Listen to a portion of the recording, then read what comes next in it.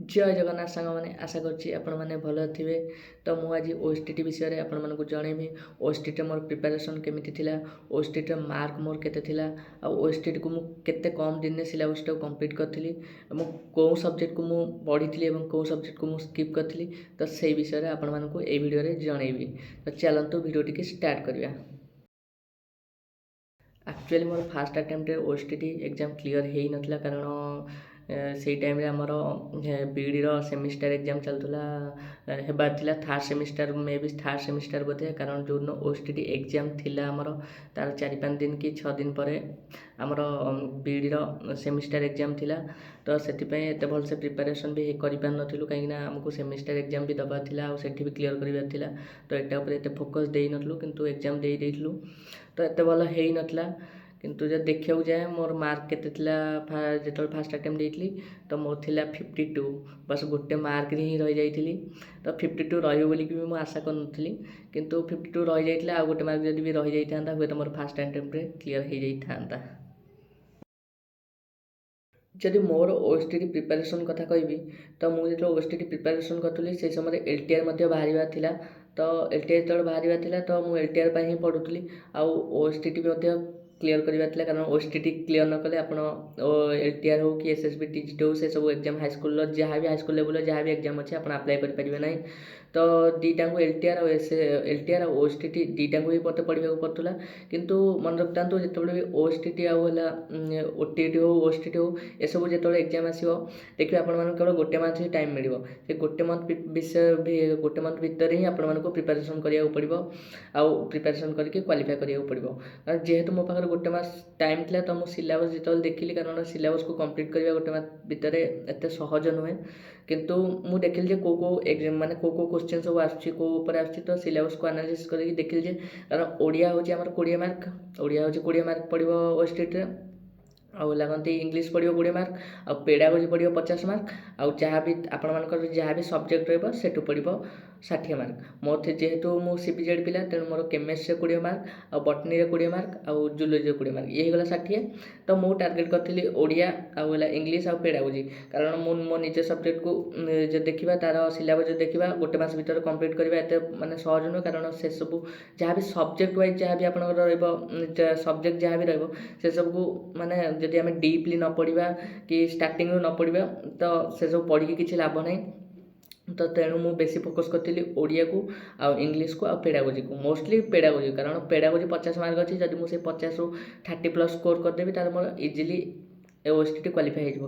कारण मुझे देखो टार्गेट करी कौन मोर था ओडिया 20 मार्क, ओडिया 20 मार्क मुझे टार्गेट करी 10+, कारण आमर पड़ो 5 मार्क पड़ो कहते पैसेज पड़ो, तो सेटा तो 5 5 रही आ 15 जो मार्क रहा ग्रामर पड़ो से पुणी रूढ़ी पढ़ार अच्छी, आहरी बहुत गुड़े माने ग्रामर जहाँ भी पढ़ा थी पढ़ो। तेणु सेटार मुझे टार्गेट करी ये 5 ରୁ 5 आउ 5 तो मिनिमम 15 ରୁ रही। तो टार्गेट करी ओडिया 10 मार्क, इंग्लीश सेमती 10+, आउला पेडागोजी 50 ରୁ मु टार्गेट करी 25+, कारण यहाँ को ही आपको मार्क रखा पड़ो, कारण यहाँ जब मार्क न रखिए ताने ओएसटीटी क्वालिफाई करवा बहुत ही कष्ट। कारण मुझे जेहेतु यहाँ 25 टार्गेट करी आउ यहाँ 10 10 20 ये 25 20 45 आउ रहा जो मो निज सब्जेक्ट जो 60 रहा से मुझे मिनिमम 15 टार्गेट करी, कारण इजिली 15 आप रखिपारे, कारण एतिक नॉलेज जेहेतु आप सब्जेक्ट से 15 तो मिनिमम रखा पड़ो, कारण 15टा मुझे मिनिमम कहूँ, कारण आपठ अधिक भी रखिपारे।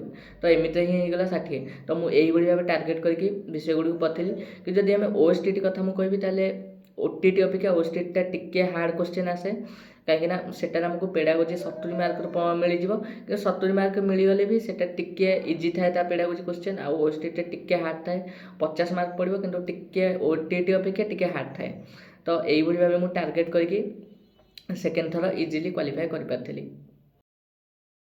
स्ट्राटेजी यही 24 दिन भर कौन रहा कौन पढ़े आ कौ टॉपिक को इम्पोर्टेंस देवे, तो से विषय में मुझे कारण आपन देखो आपण आगे पेडागोजी पढ़ु, पेडागोजी की इम्पोर्टेंस दिंतु, आउ ओडिया और इंग्लीश यही 3टा खाली पढ़ु, एवं खाली यही 3टा पढ़ु, आउ जो 24 दिन रहा से 10-15 दिन खाली यही 3टा ही पढ़ु, कारण ये 3टा आप पूरा माने आगे पढ़ी दिंतु। आगे आप आम जहाँ थ्योरी रहा 1 शॉट वीडियो देखो, पूरा टॉपिक को कवर करवा ए सहज नुहे, आप 1 शॉट वीडियो माध्यम जहाँ भी इंपोर्टेंट पॉइंट सब थी 1 शॉट वीडियो आपने देखिपारे आम शिक्षा शास्त्र यूट्यूब चैनल इजिली आप आगे से 3टा पढ़ु, ଏବଂ ଆଉ ଯେଉଁ ଆପଣଙ୍କ ନିଜ ସବଜେକ୍ଟ ରହିଲା ସେଇଟା ଆପଣ ଲାଷ୍ଟ ଯେଉଁ 10 days ଥିବ ତ ସେଇ ଟାଇମ୍ରେ ହିଁ ଦେଖନ୍ତୁ, କାରଣ ସେଇ ଟାଇମ୍ରେ ପଢ଼ିବେ ଆଉ ଡାଇରେକ୍ଟ ଯାଇକି ଏକ୍ଜାମ୍ରେ ଆଟେଣ୍ଡ କରିବେ ତ ହେଇଯିବ।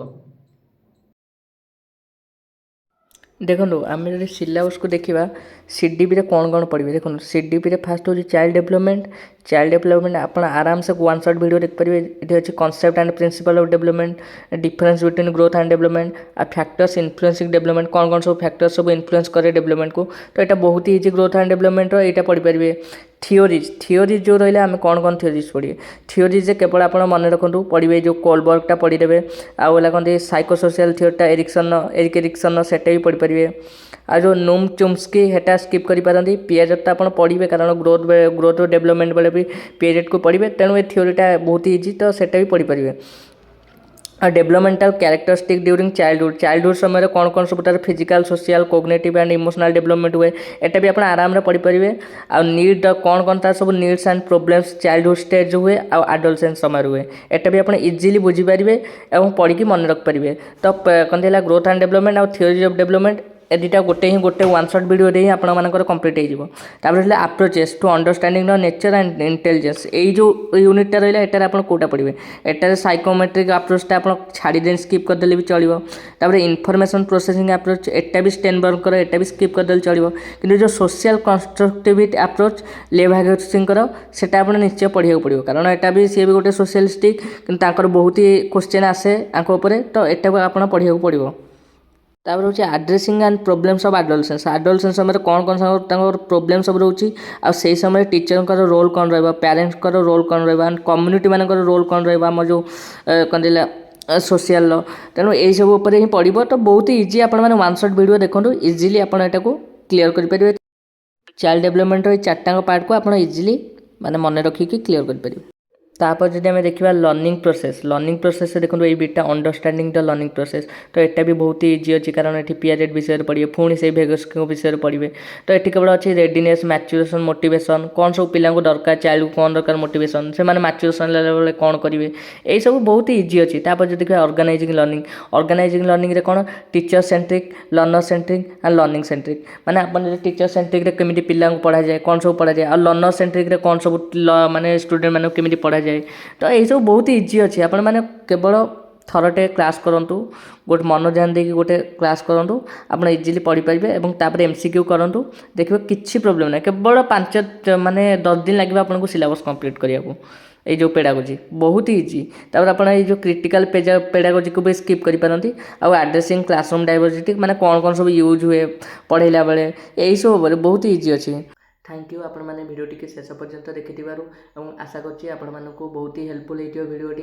तो आ गोटे कथा कहूँ चाहूँगी कि जहाँ भी OTT और OSTT जेकोसी भी जहाँ भी मटेरियल सब मो पाखे अच्छी जहाँ भी नोट्स अच्छी कि मो जो पेड मटेरियल जहाँ भी सब परचेस करी तो आपण मानक जब आवश्यक तले जाइए मो व्हाट्सएप नंबर आप मेसेज करें तो मुझे फ्री में सबकि शेयर करने को चेष्टा करी। Thank you.